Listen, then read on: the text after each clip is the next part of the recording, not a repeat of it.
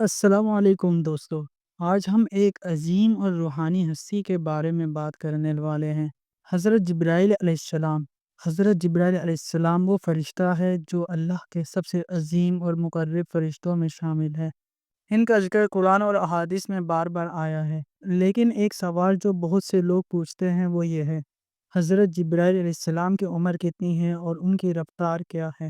آج ہم انہی سوالات کے جوابات جاننے کی کوشش کریں گے۔ حضرت جبرائیل علیہ السلام ایک نوری مخلوق ہے، یعنی انسانوں کی طرح پیدا نہیں ہوئے۔ یہ اللہ کی طرف سے سب سے پہلے پیدا کیے گئے فرشتوں میں شامل ہے۔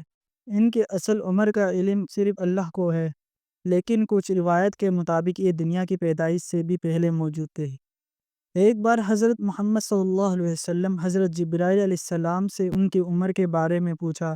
حضرت جبرائیل علیہ السلام نے فرمایا، یا رسول اللہ، میں ایک ستارے کو ہر 70,000 سال بعد 72 مرتبہ گرتے دیکھا ہے۔ اگر ہم اس حدیث کو مطلب سمجھنے کی کوشش کریں تو اس کا مطلب یہ بنتا ہے کہ حضرت جبرائیل علیہ السلام کی عمر لاکھوں بلکہ اربوں سال سے بھی زیادہ ہو سکتی ہے، مگر اصل علم صرف اللہ کے پاس ہے۔ حضرت جبرائیل علیہ السلام کی رفتار کا ذکر قرآن اور احادیث میں آتا ہے۔ جب بھی اللہ کا پیغام کسی نبی تک پہنچانا ہوتا ہے تو حضرت جبرائیل علیہ السلام چند لمحوں میں آسمان سے زمین تک آ جاتے ہیں۔ ایک دفعہ حضرت جبرائیل علیہ السلام حضور صلی اللہ علیہ وسلم کے پاس وحی لے کر آئے تو آپ صلی اللہ علیہ وسلم نے حضرت جبرائیل علیہ السلام سے ایک سوال کیا۔ آپ صلی اللہ علیہ وسلم نے ان سے پوچھا کہ اے جبرائیل، یہ بتاؤ کہ تمہیں کتنی بار اپنی پوری رفتار کے ساتھ زمین پر اچانک اترنا پڑا؟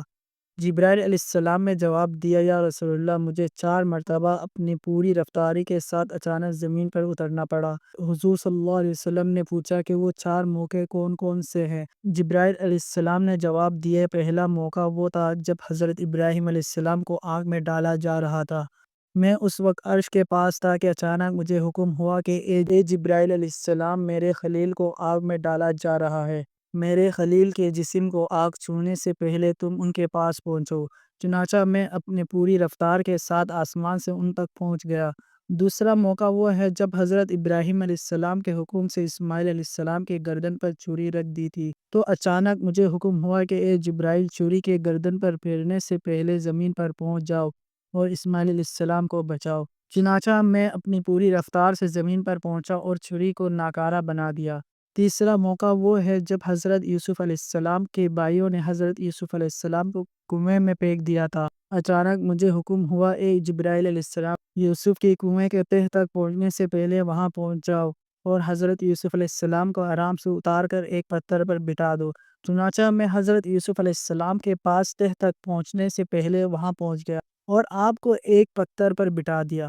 اور چوتھا موقع وہ ہے جب جنگ احد میں آپ صلی اللہ علیہ وسلم کا دندار مبارک کافروں نے شہید کر دیا تھا کہ اچانک مجھے حکم ہوا کہ اے جبرائیل علیہ السلام، میرے محبوب کا دانت شہید ہو گیا ہے، ایسا کرو کہ میرے محبوب کا خون مبارک زمین پر گرنے سے پہلے وہاں پہنچ جاؤ اور میرے محبوب کا خون اپنے ہاتھوں میں لے لو۔ چنانچہ میں نے ایسا ہی کیا۔ میں آپ صلی اللہ علیہ وسلم کا خون مبارک گرنے سے پہلے آپ کے پاس پہنچ گیا اور آپ صلی اللہ علیہ وسلم کو خون اپنے ہاتھوں میں لے لیا۔ علمی طور پر اگر دیکھا جائے تو کہا جاتا ہے کہ فرشتے کی رفتار نور کی رفتار سے بھی زیادہ ہوتی ہے، یعنی 3 لاکھ کلومیٹر فی سیکنڈ سے بھی تیز، لیکن اللہ کے حکم سے وہ لمحوں میں کہیں بھی پہنچ سکتے ہیں۔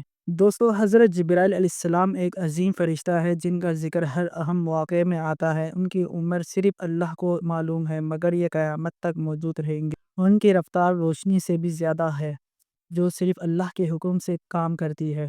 اللہ تعالیٰ سے دعا ہے کہ ہمیں سمجھنے کی توفیق عطا فرمائے۔ آمین ثم آمین۔ اگر آپ کو یہ معلومات پسند آئی ہو تو ہماری ویڈیو کو لائک کریں، کمنٹ کریں اور ہمارے چینل کو سبسکرائب کرنا نہ بھولیں۔ ملتے ہیں اگلی ویڈیو میں ایک نئے اور دلچسپ موضوع کے ساتھ۔ اللہ حافظ۔